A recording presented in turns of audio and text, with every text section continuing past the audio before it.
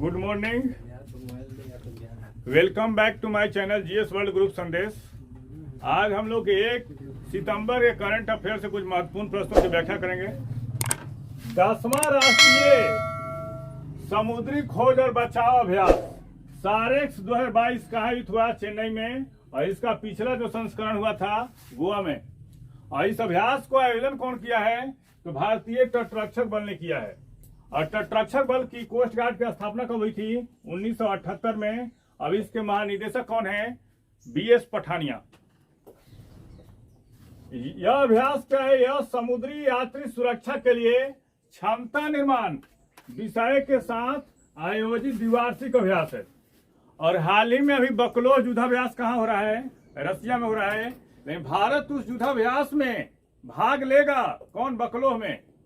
लेकिन नौसैनिक संस्करण में भाग नहीं लेगा। आपको अपडेट कर रहे हैं, बकलोह युद्धाभ्यास में भारत की सेनाएं जाएंगी, लेकिन जो नौसेना का संस्करण होगा उसमें भारत नहीं लेगा, क्योंकि जापान के साथ 2+2 वार्ता होने जा रही है। तो भारत जो है जापान से भी अपने संबंध को स्थापित करेगा, उससे भी जो होता है बैलेंस करने की कोशिश करेगा। और रसिया से भी, जापान भी मित्र है और रसिया भी मित्र है। तो बकलोह युद्धाभ्यास में भारत की सेनाएं भाग लेंगी, लेकिन नौसैनिक संस्करण में भाग नहीं लेंगी। कनाडा के 65वें संसदीय हाल ही में राष्ट्रमंडल का संसदीय संघ का सम्मेलन जो है कहाँ हुआ है? कनाडा के हैलिफैक्स में हुआ है। और वहां पर जो संसदीय सम्मेलन हुआ है, तो भारत के किस सांसद को कोषाध्यक्ष चुना गया है? ये अनुराग शर्मा को चुना गया है। पूछ सकता है क्वेश्चन कि हाल ही में राष्ट्रमंडल देशों का जो संसदीय सम्मेलन हुआ है कहाँ हुआ है? कनाडा में हुआ है। और कनाडा के प्रधानमंत्री कौन है? जस्टिन ट्रूडो है। कनाडा के प्रधानमंत्री कौन? Justin Trudeau.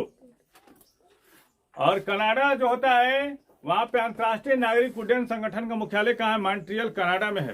कहाँ पे? मॉन्ट्रियल कनाडा में है। BWF चैंपियनशिप में शीर्ष स्थान किस देश का रहा? तो चीन का रहा। और चीन ने 2 गोल्ड जीते, 1 सिल्वर और 2 ब्रांज, 5 पदक जीते हैं चीन। और जापान 1 गोल्ड सहित कुल 3 पदक। और भारत का स्थान कौन रहा? जर्मनी के साथ 9वें स्थान पर रहा। और आयोजन कहाँ हुआ था? कोपेनहेगन में।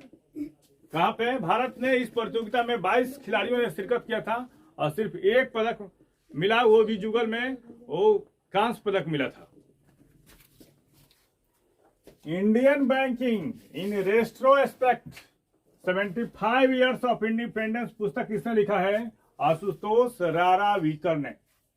और ये कौन है? भारत के प्रधानमंत्री की आर्थिक सलाहकार परिषद के अध्यक्ष विवेक देव राय। कौन? विवेक देव राय ने इस पुस्तक का प्रस्तावना लिखा है। नवीनतम पुस्तक है, चर्चा में है, या में पूछ सकता है।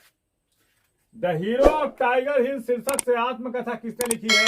सूबेदार मेजर जोगेंद्र सिंह यादव ने। इन्होंने टाइगर हिल पे कब्जा किया था। और सबसे कम उम्र के परमवीर चक्र विजेता कौन है? एक ग्रेनेडियर जोगेंद्र सिंह यादव है। और इन्हें 19 साल में परमवीर चक्र से नवाजा गया था। पूछ सकता है कि भारत में सबसे कम एज में परमवीर चक्र किसको दिया गया? तो जोगेंद्र सिंह यादव को दिया गया था। हाल ही में किस देश का सबसे बड़ा युद्धपोत HMS प्रिंस ऑफ वेल्स क्षतिग्रस्त हुआ? यूके का। कौन? UK, United kingdom. और अभिजीत सेन का निधन हो गया। वे कौन थे? अर्थशास्त्री थे, ग्रामीण अर्थव्यवस्था के प्रमुख विशेषज्ञ तथा योजना आयोग के पूर्व सदस्य। कौन? अभिजीत सेन का मृत्यु हो गया। ये कौन थे? अर्थशास्त्री। ये भी पूछ सकता है क्वेश्चन। हाल ही में किस राज्य में विशाल दवा पार्क बनेगा? तो ये बनेगा आंध्र प्रदेश में। कहाँ पे? आंध्र प्रदेश। अब भारत सरकार ने फार्मास्यूटिकल विभाग की बल्क ड्रग पार्कों को बढ़ावा देने के लिए योजना के तहत 1000 करोड़ रुपए के अनुदान, कितना? 1000 रुपए के अनुदान के साथ बल्क ड्रग पार्कों का स्थापित करने के लिए आंध्र प्रदेश को सैद्धांतिक रूप से मंजूरी दी है। तो पूछेगा कि विशाल दवा पार्क कहाँ बनेगा? ये बनेगा आंध्र प्रदेश में। 67वें फिल्म फेयर अवार्ड के आयोजन में किसको लाइफ टाइम अचीवमेंट अवार्ड से सम्मानित किया गया? सुभाष घई, जिन्होंने कर्ज, कर्मा, परदेश, विश्वात्मा, सौदागर और खलनायक जैसे सुपर हिट फिल्मों को दिया था। कौन? सुभाष घई ने। किस राज्य को 119 साल बाद दूसरा स्टेशन मिला? नागालैंड। और इस राज्य में आज भी पंचायती राज लागू नहीं है। इटांगटी और फकीम वन्य अभ्यारण्य कहाँ है? ये नागालैंड में है। और नागालैंड राज्य का गठन कब हुआ था? 1963 में हुआ था। नागालैंड राज्य का गठन कब? 1963 में। राजधानी कहाँ है? कोहिमा। और यहाँ की मुख्यमंत्री कौन है? नेफियो रियो है। कौन? नेफियो रियो। मिखाइल गोर्बाचोव का 91 वर्ष की उम्र में निधन हो गया। वे कौन थे? भूतपूर्व सोवियत संघ के राष्ट्रपति। और सोवियत संघ का विघटन जब हुआ था 1991 में, उस समय यहाँ के राष्ट्रपति कौन थे? मिखाइल गोर्बाचोव थे। और इन्होंने यूरोप से अपने संबंधों को पुनः स्थापित करने के कारण इनको नोबेल प्राइज से भी सम्मानित किया गया था। किसको? मिखाइल गोर्बाचोव को। भूतपूर्व सोवियत संघ के राष्ट्रपति हैं मिखाइल गोर्बाचोव। सोवियत संघ का विघटन के समय पूछता है राष्ट्रपति कौन थे? तो मिखाइल गोर्बाचोव थे। 2022 में बेल्जियम ग्रांड प्रिक्स। कौन? बेल्जियम ग्रांड प्रिक्स किसने जीता? तो मैक्स वेस्टरपेन ने। और दूसरे स्थान में कौन रहे? रेड बुल के ड्राइवर हैं। कौन? रेड बुल के। दूसरे स्थान में कौन रहे? Sergio Perez. और तीसरा स्थान में कौन रहे? कार्लोस सेंज रहे। राष्ट्रपति द्रौपदी मुर्मू ने हाल ही में किस देश के महारानी के साथ द्विपक्षीय संबंधों पर चर्चा की है? तो नीदरलैंड। और नीदरलैंड की महारानी जो है भारत के दौरे पर हैं और उनके साथ बायलैटरल संबंधों पर, बायलैटरल रिलेशन पर चर्चा हुई है। तो काफी चर्चा में है। तो नीदरलैंड की महारानी भारत के दौरे पर आई है। किस राज्य में दुनिया का सबसे बड़ा धार्मिक स्मारक बनेगा? तो पश्चिम बंगाल। काफी इंपॉर्टेंट क्वेश्चन है। दुनिया का सबसे बड़ा धार्मिक स्मारक।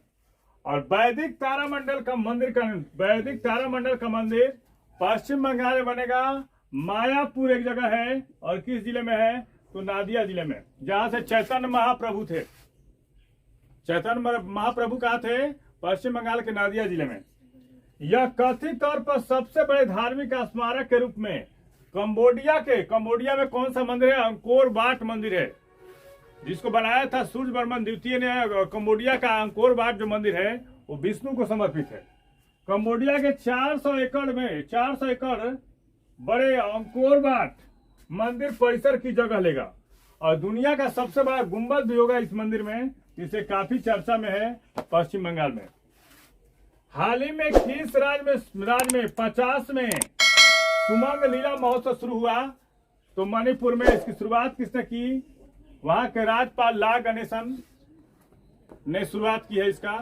ला गणेशन। और मुख्यमंत्री कौन? एन बीरेन सिंह। मणिपुर के राज्यपाल कौन? ला गणेशन। और मुख्यमंत्री कौन? एन बीरेन सिंह। अफ्रीकी मूल के लोगों का अंतर्राष्ट्रीय दिवस कब मनाया गया? ये 31 अगस्त को मनाया गया। कब? 31 अगस्त को। इस चैनल के माध्यम से सही विषयों का तथ्यपरक विश्लेषण किया जा रहा है। आप इस चैनल से जुड़िए, लाइक कीजिए, सब्सक्राइब कीजिए। Thank you.